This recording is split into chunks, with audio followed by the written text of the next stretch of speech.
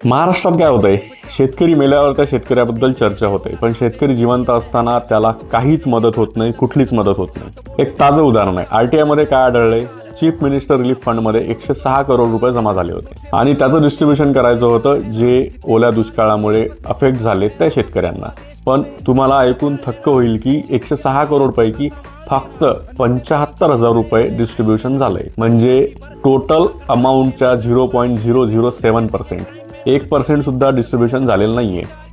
कारण मी सुद्धा मध्ये न्यूज बघितल्या होत्या की काही शेतकऱ्यांना 5 रुपये रिसीव्ह झाले, काहींना 7 रुपये रिसीव्ह झाले, काहींना 10 झाले. मला एक गोष्ट कळत नाही की हेच का मग सरकारचं शेतकरी प्रथम आणि डबल इंजिन विकास.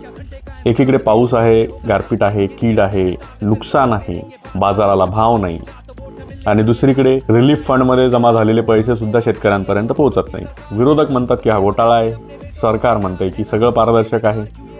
काय कोणाला काहीच पत्ता नाहीये. दोन्ही बाजूंनी फक्त आणि फक्त राजकारण सुरू आहे.